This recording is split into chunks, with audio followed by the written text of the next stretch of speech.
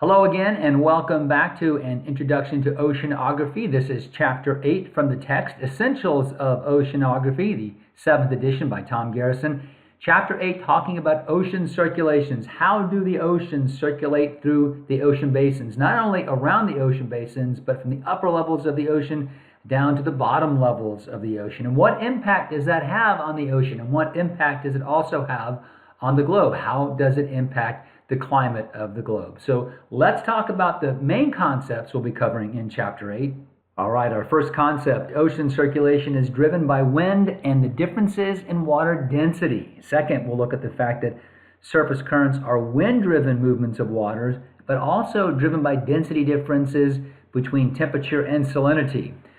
We'll talk about what a gyre is and how the Coriolis effect creates those gyres, large surface currents that move in circular patterns on the ocean surface.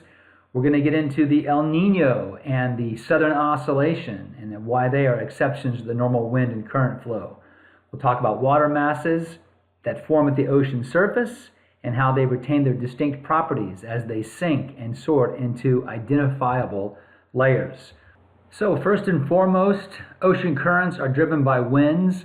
The westerlies and the trade winds are two of the winds that drive the ocean's surface currents. And you can see the westerly is going to blow from west to east at the surface, and the trade winds from east to west. And what that allows to happen is that you start to get a clockwise flow in the northern hemisphere and then a counterclockwise flow in the southern hemisphere. What that ends up actually looking like are these large, what are known as gyres, which are actually going to be the currents of the ocean turning in a clockwise flow in the northern hemisphere and then a counterclockwise flow down here in the southern hemisphere.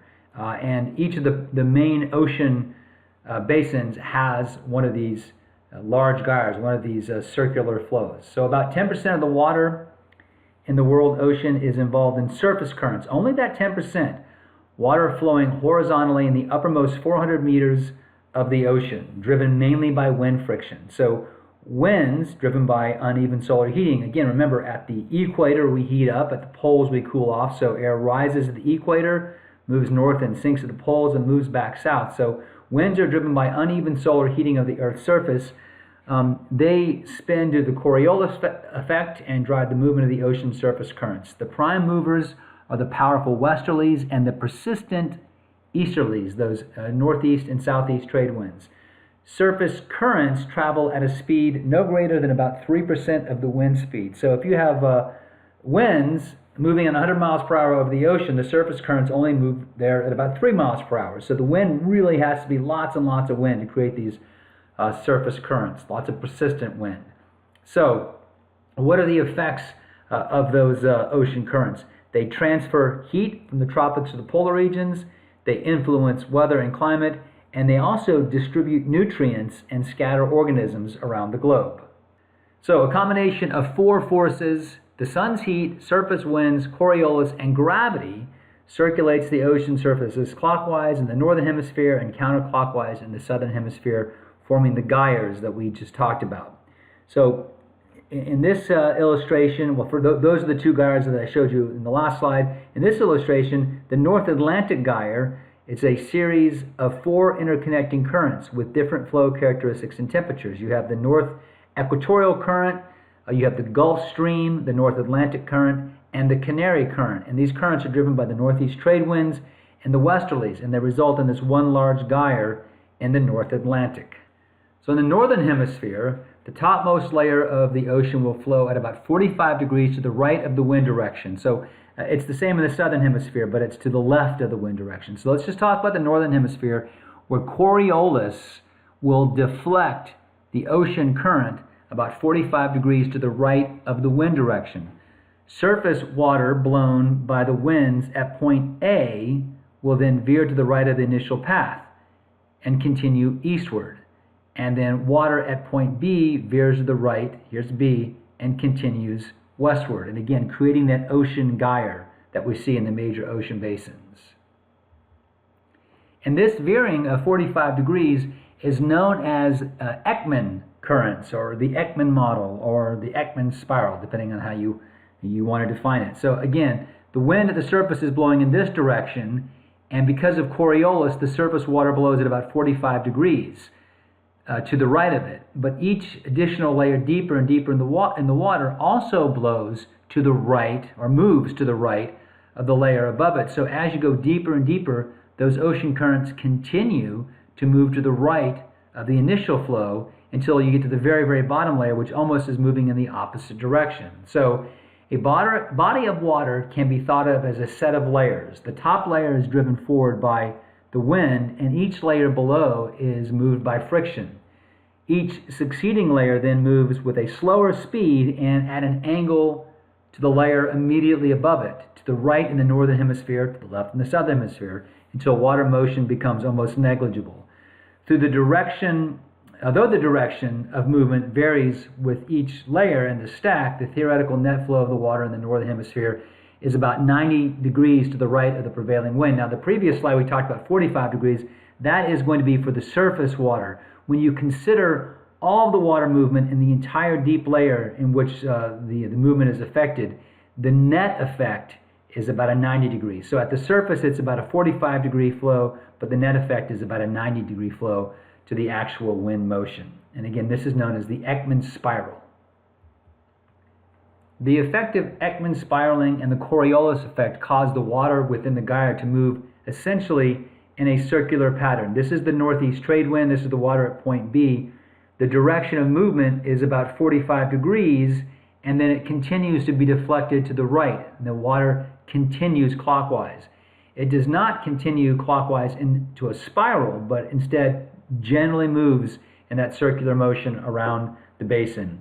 The movement of water away from point B is influenced by the rightward tendency of the Coriolis effect and the gravity-powered movement of water down the pressure gradient. That gravity-powered movement of water down the pressure gradient occurs because this Ekman spiraling causes water to pile up in the center of the gyre, and so water wants to flow down that pile, downhill off that pile.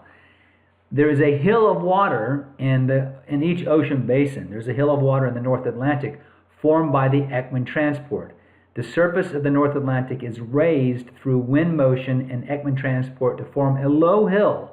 So water turns clockwise and inward from the dome, then descends under the dome, depressing the thermocline. So you can see it depresses down that thermocline. Water movement from B turns westward and flows along the side of the hill. The westward moving water is balanced between the Coriolis effect, which would turn the water to the right, and the flow down the pressure gradient, which would want to cause it to go to the south, which is driven by gravity.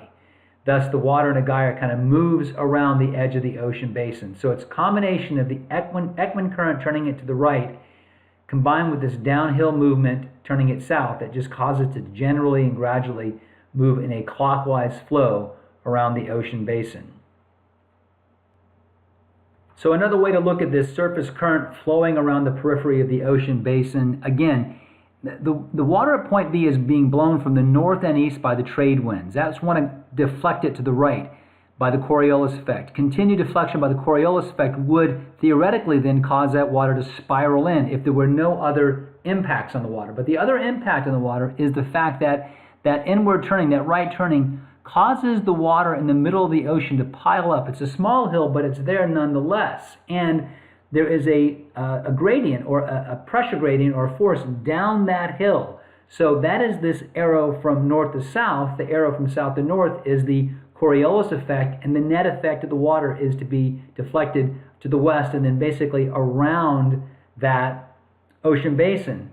Now, because the Coriolis effect is stronger to the north than it is to the south, that hill is also offset to the west. And this is what that looks like in terms of the hill being offset to the west. Without the Coriolis being stronger to the north than it is to the south, you'd have this nice round circle around the ocean basin. But because Coriolis increases from the equator to the North Pole, the Coriolis effect is going to be stronger in the North Atlantic. And because it's stronger in the North Atlantic, the water is deflected in a greater force to the right in the North Atlantic, causing this quicker turn. So your North Atlantic flow is a much broader flow. It is much wider across the eastern side of the Atlantic basin, whereas here, there's less of a turn to the north, and the water gets sort of piled up along the edge of the basin. The effect of this broader flow around the east side and a narrower flow around the west side, the water flowing in a broader channel essentially will move more slowly. The water flowing in a narrower channel will move more quickly, and this is known as western intensification. Without the Coriolis effect, the gyres will look like this. With the Coriolis effect, and the fact that the Coriolis effect is strongest in the North Atlantic, it makes a stronger turn to the right, and it turns more quickly than at the equatorial Atlantic. So what ends up happening is you get this western intensification. An equal amount of water flows all the way around the gyre, so the water has to move more quickly on the west side in this narrower channel than in the broader channel on the east side, and that is known as westward intensification. And again, here's another look, a cross-section of the flow of the North Atlantic, known as the geostrophic flow, which is the modeled flow. The Gulf Stream is a western boundary current. So the Gulf Stream is on the west side of our mound, on the west side of the basin. It is a western boundary current. It's on the west side of the basin. It's narrow and it's deep, and it carries warm water very rapidly to the north. The Canary Current is on the east side of the basin, and the east side of the slope, it is a broader, wider slope, so it's much shallower. It's an eastern boundary current, a shallower current, a wider current that carries cold water at a much more leisurely pace to the south. Although this gradually sloping hill is only about 6.5 feet high, it really wouldn't be apparent to anyone traveling from coast to coast. It is large enough to help steer the gyres in each basin, in this case, the North Atlantic gyre. So what does this look like, the surface currents around the ocean basin? Two things are going to happen due to western intensification. You're going to get warm water flowing up the west side of a basin and cool water flowing down the east side of the basin in the northern hemisphere. That's one thing that's going to happen. And really three things. The second thing is going to be the western boundary current is going to be narrow and stronger. The eastern boundary current is going to be weaker. And that hill we talked about in the center of the Atlantic Ocean is offset to the west. The actual hill is going to be offset to the west. If we look back here, the hill is offset away closer to the western boundary current. And we see that here as well, with the center of the geostrophic hill being offset to the west. So the average height of the surface of the North Atlantic is shown in color in this image from the Topaz Poseidon satellite. Red indicates the highest surface, green and blue the lowest. So you can see that this hill is offset to the west with the western boundary current, the western intensification. And really, this hill is only about 2 meters or about 6.5 feet above the surface. So you really wouldn't notice it if you're traveling across the Atlantic Ocean, but it's enough of a hill to cause that gyre to go very much around the Atlantic Ocean in a circle.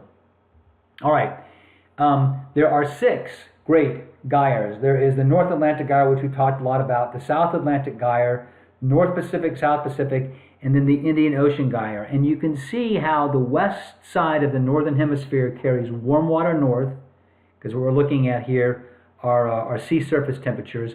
Here's the North Atlantic, the Canary Current bringing cool water south. In the Pacific Ocean, you've got the Kuroshio Current carrying warm water north, and then the California Current carrying cold water south. Here you have, in the southern hemisphere, it's the opposite, where warm water is traveling toward the poles here, and cool water is traveling toward the equator here. Same thing in the South Atlantic. Warm water is moving south, cool water is moving north. And then in the Indian Ocean, you have that warm water moving south and cool water moving to the north. So this is an illustration of sea surface temperatures, not the heights like the previous slide, but temperatures, showing the general direction and pattern of the surface current flow. The purple color around Antarctica and west of Greenland indicates water below 0 Celsius, the freezing point of fresh water.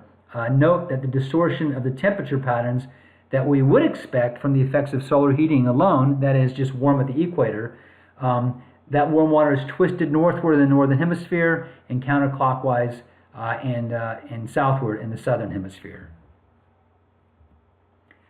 All right, so this is what those 6 great currents look like, and of course the arrows indicate the temperature of the water. The Kuroshio carrying warm water north, the California Current carrying cool water south, Gulf Stream warm water north, and the North Atlantic taking that water all the way over to Western Europe. And this is the reason why Western Europe, it may be chilly up there at times, but it's not nearly as cold as the land masses at the same latitude over North America, because It has that warm ocean current carrying warm ocean water and air to that region. Again, the Benguela current in South Africa is carrying cold water to the equator. The Brazil current is carrying warm water south. The East Australian current is carrying warm water south. The Peruvian current is carrying cold water north. There's the Kuroshio and the California, as we said. And then there's one last major current in the ocean, and that's the Antarctic circumpolar current, also known as the West Drift. It travels westward around the entire globe. There's no landmass to deflect it, so it just travels around the globe. So gyres are in balance between the pressure gradient, that's the pressure gradient going down the hill, and the Coriolis effect. The pressure gradient wants to carry the water down the hill. The Coriolis effect wants to turn it to the right in the northern hemisphere, the left in the southern hemisphere, and the effect is the gyre. Of the 6 great ocean currents, 5 are gyres. And this chart shows the names and the usual direction of those major ocean currents. And you can see the powerful western boundary currents flow in the west boundaries of the ocean basin, and the eastern boundary currents in the east sides of the ocean basins. And the Gulf Stream is the largest and most powerful current in the world, and largest and most powerful western boundary current as well. All right, so western boundary currents, these are the narrow, deep, and fast currents found on the western borders of ocean basins with well-defined boundaries that are sometimes create actual eddies. Western boundary currents show move, that is, warm water poleward. It's the Gulf Stream, the Japan Kuroshio current, and the Brazilian current. And we also have eastern boundary currents. These currents are cold, shallow, and broad, and their boundaries are not very well defined. They do not create eddies. And eastern boundary currents move cold water toward the equator, like the Canary, the Benguela, and the California current. Transverse currents, that is, move east to west and west to east, and they link the eastern and western boundary currents. So to complete that gyre, you have to have something that links the eastern boundary and the western boundary currents, and those are those transverse currents. So the equatorial currents and the Antarctic circumpolar currents are the transverse currents. And then you have countercurrents and undercurrents, and countercurrents will flow opposite to the main current, and undercurrents will flow beneath the main flow, and they may be flowing with the flow or counter to the main flow. And here we have the equatorial current, which is going to be a countercurrent. That's one example of that. All right, we mentioned when we were talking about western boundary currents that sometimes they create eddies, and this is what those eddies look like, where this western boundary current in the North Atlantic is the strong Gulf Stream, and there's the west side of the current and the east side of the current. Both are very, very well defined, and as that water moves north, the cold water that's moving back down to the south sometimes gets entrained into that western boundary current, and it creates these eddies where warm water will spin off and cold water will get pulled in. And so you start out with the typical current, with the cold current moving south, the warm current moving north, and then some of that cold water gets entrained, and so you get a little pool of warm water that gets displaced, and that cold water gets pulled into the actual current, and sometimes it then gets ejected out of the eastern boundary of the current. So the western boundary of the Gulf Stream is usually distinct and marked by abrupt changes in water temperature, speed, and direction. Meanders, or these eddies, will form as the Gulf Stream leaves the U.S. coast at about Cape Hatteras, right about here. The meander can pinch off and eventually become isolated cells of warm water between the Gulf Stream and the coast. Likewise, cold cells can pinch off and become entrained in the Gulf Stream itself. The general surface circulation of the North Atlantic. So the numbers indicate the flow rates, and these this very odd Swedish word, sverdrups, the spheredrups. So one spheredrup equals 1 million cubic meters of water per second. And you can see that the Gulf Stream is 26 to 55 million cubic meters of water per second. So the spheredrup, again, that's that word, sverdrups, moves a tremendous amount of water in the Gulf Stream, and you can see there's lesser amount of waters in different currents. The unit is used to express the volume in transport in ocean currents, and it's named in honor of this Harold, who was one of the century's pioneering oceanographers. All right, the main effect of ocean currents is to transfer heat from the tropical regions to the polar regions, which generally and greatly affects climate at the mid-latitudes. The influence on weather and climate can be seen because San Diego has those cool, foggy summers. Mark Twain once said the coldest the coldest winter he ever spent was one summer in San Francisco. And of course, Washington, D.C. has hot, humid summers because of the Gulf Stream that moves just by it. And so the two influences, the two main impacts of ocean currents are to transfer heat from the tropical to the polar regions and also to distribute nutrients and scatter organisms around the ocean. So we talked about San Francisco being cold. The big gyre in the North Atlantic moves that cold northern Pacific water south in the California current, that eastern boundary current, keeping California nice and cold, where the Atlantic gyre, the North Atlantic gyre, brings warm, moist water north with the Gulf Stream, keeping the eastern seaboard very warm. So these are generally the summer air circulation patterns on the east and west coast of the United States. And warm ocean currents are shown in red, and the cold ocean currents are shown in blue. And air is chill as it approaches the west coast and warm as it approaches the east coast. Wind can also cause vertical movements of ocean water. So we talked an awful lot now in the last few minutes over how wind induces horizontal movements, or these gyres, or the ocean currents. But wind can also induce vertical circulations, a vertical movement induced by wind-driven horizontal movement of water. So as the water moves horizontally across the ocean because of the wind, it can create either upwelling or downwelling. And upwelling is the upward motion of water. It brings cold, nutrient-rich water toward the surface. And downwelling is the downward motion of water, which supplies the deeper ocean with dissolved gases and nutrients. So this is what equatorial upwelling might look like. The south equatorial current, especially in the Pacific, straddles the geographic equator. Water north of the equator veers to the right northward, and water south of the equator veers to the left southward. So that means the surface water diverges. So if you look right at that 0-degree latitude, right in here, to the north it moves to the north, to the right, to the south it moves to the south, to the left. So the water here is diverging. Water, the mass here is moving away, so it has to be replaced. And it's replaced by this upwelling, Surface water, therefore, diverges, causing upwelling. Most of the upwelled water comes from the area above the equatorial undercurrent at about a depth of 100 meters or so. So it brings this water upwards. So that's one example of how horizontal movement of water at the surface caused by wind creates a vertical movement of water at the surface. And this is another way that wind can induce upwelling. We'll talk about the California current, and wind from the north and along that California current blows north to south. It blows north to south. Well, Ekman transport turns it to the right. And as it turns it to the right, it pulls all this water here offshore. And because it's moving all this water offshore, that water has to be replaced. So it's replaced from deep below, creating upwelling. So that's coastal upwelling.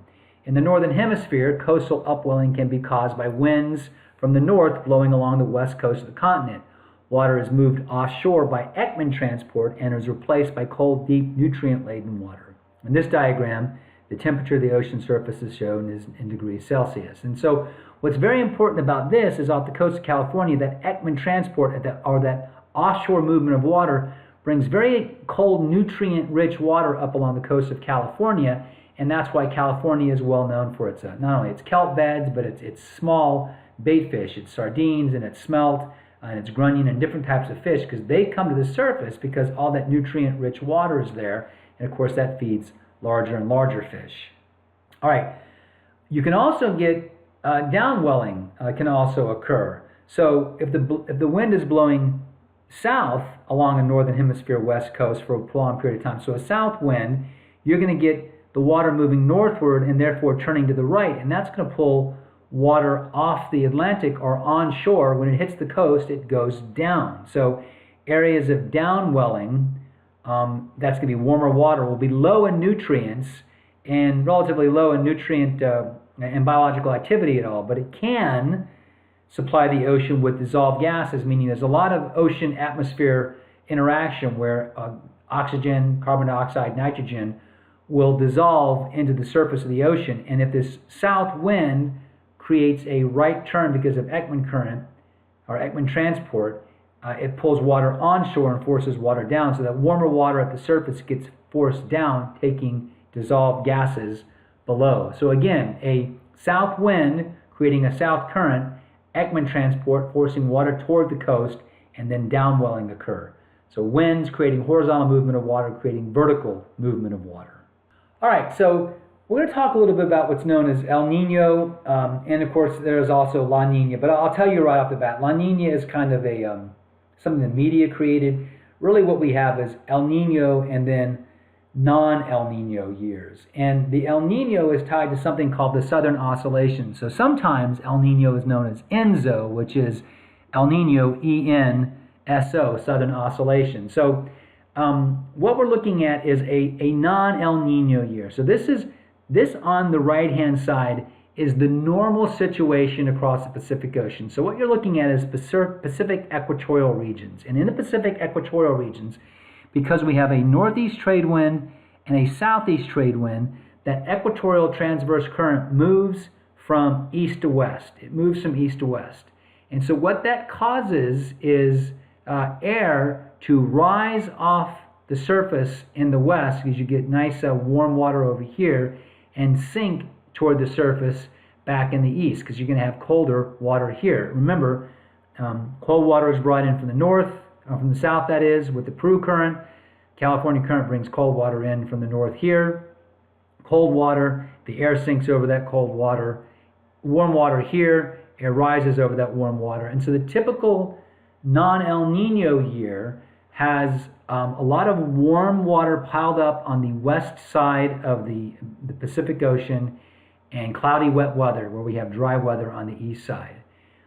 In an El Nino year, that is, the southern oscillation occurs, meaning the pressure patterns, this low here and this high here, they flip, and you get a little bit of a difference with the low forming sort of in the middle of the Pacific Ocean. So let's read through this.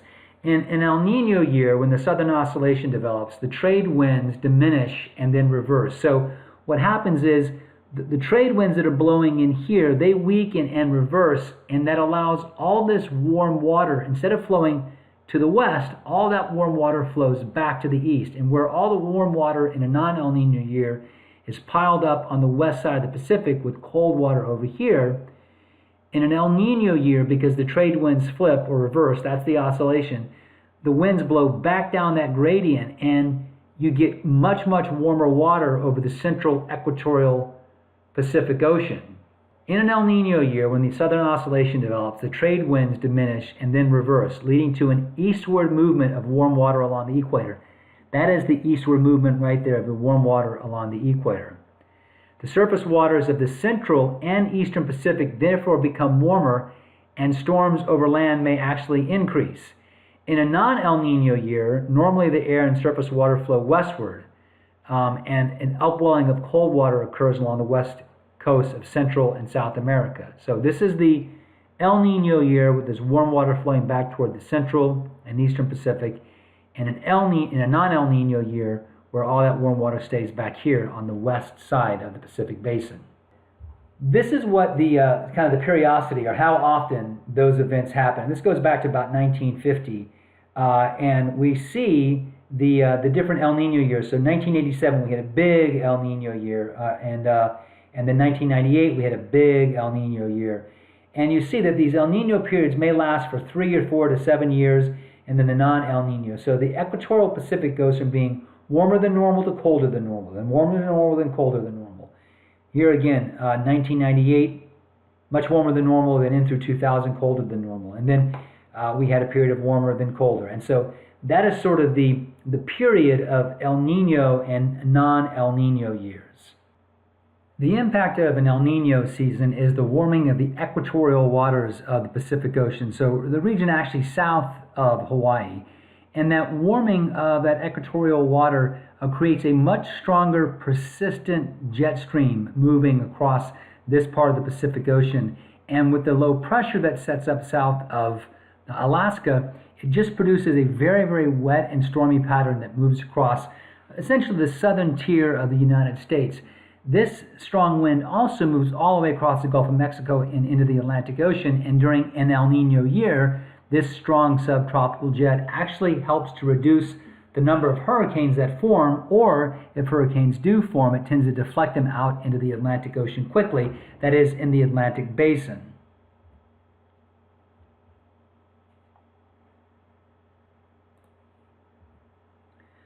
All right, when we're talking about non-El Nino years, that La Nina I mentioned, but non-El Nino years, your more typical pattern is a large blocking high pressure area south of Alaska that causes the main storm track to be deflected way to the north. That keeps it much drier across the southern states and even warmer for us across the southeastern states. And this jet stream is much more variable, so oftentimes it comes in way to the north. So that subtropical jet A does not bring strong showers and storms to the southern tier, but it also doesn't deflect or thwart the development of tropical systems in the Atlantic Ocean. So La Nina, or non-El Nino years, we typically have a more active Atlantic hurricane season. All right, so we talked a little bit about the vertical motion of water in the Atlantic due to wind. We talked a lot about the horizontal motion of water due to wind, the gyres and the ocean currents. Let's talk about how density differences cause water to move. And those density differences create what's called the thermohaline circulation. So thermo being temperature, haline being salt. And what it means is the difference in temperature of the ocean water or the difference in salinity of the ocean water causes different density characteristics of layers of water, which causes the ocean to become density stratified, meaning the densest water will be at the bottom and the least dense water will be at the top. So because of these density differences, there are 5 basic water masses. You have your surface water, central, intermediate, deep water, and then your bottom water. And of course, the densest is going to be the bottom water and the least dense is going to be the surface water.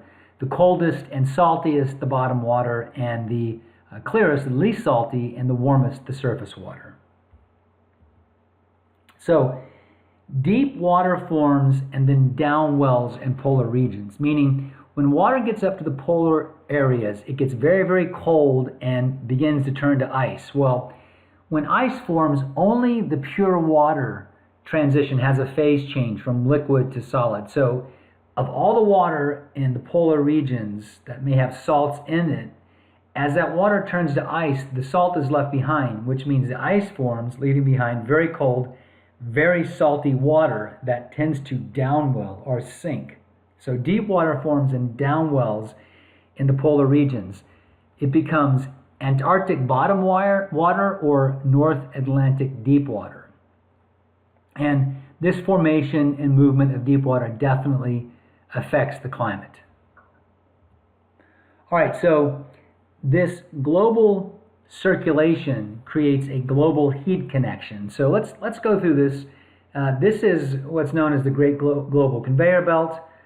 Essentially, the global pattern of deep circulation resembles a vast conveyor belt. That conveyor belt carries surface water to the deep depths, and it does so in the polar regions, and then back up to the surface again in the equatorial regions. So beginning with the formation of that North Atlantic deep water, so that's that water in the North Atlantic that freezes, becomes very salty, what's left over becomes very salty, cold and dense, and sinks, forms that North Atlantic deep water. And that's going to happen again up in the North Atlantic. So that's the water that comes up, it freezes and it sinks, creating this blue arrow here, the North Atlantic deep water, which then flows south under the force of gravity. Water north of Iceland, that's what we're talking about. This water mass then flows south along the Atlantic and then flows over and mixes with the deep water formed near Antarctica. So it flows south and mixes with this deep water near Antarctica. The combined mass, that's the two, the North Atlantic deep water and the Antarctic deep water, bottom water. The combined mass then circumnavigates, goes all the way around Antarctica, and then begins to move north into the Indian Ocean and also in the Pacific basins. water gradually warms here and mixes upward to be returned to the North Atlantic by surface circulation. So it mixes upward in the Atlantic, flows around that gyre, gets caught up in the southern gyre, maybe flows around South America into the South Atlantic, and eventually up into the North Atlantic. So you start out very cold, you drop to the bottom, you mix with the Antarctic water, you move up in the Indian Ocean, you move over into the Pacific Ocean, you rise back to the surface as you warm, and then eventually you connect back up into the North Atlantic where the whole process starts over again. And the whole very slow moving system, very important for moving heat north and cold back to the south.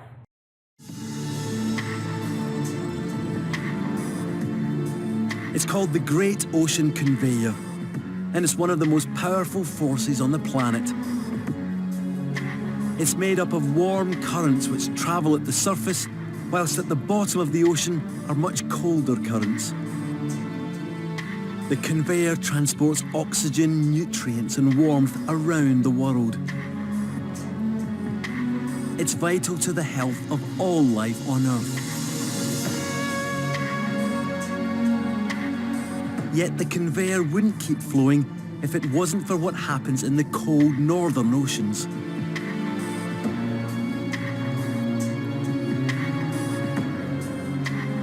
This is where the surface water sinks to join the deep water currents.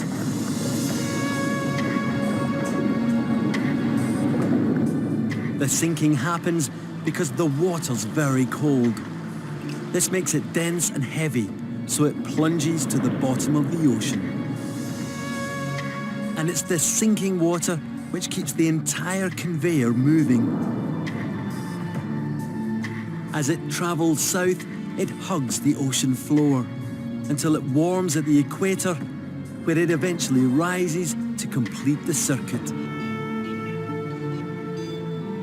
Without cold water sinking at the poles, the ocean conveyor would collapse. The sea would no longer be supplied with oxygen and nutrients. It would become stagnant and lifeless. It takes roughly 1,000 years for water to circulate all the way around the conveyor. And this global network of currents controls the well-being of the entire planet. Without it, our world simply wouldn't function. So a couple different illustrations of how the water travels not only across the surface but also over the seabed.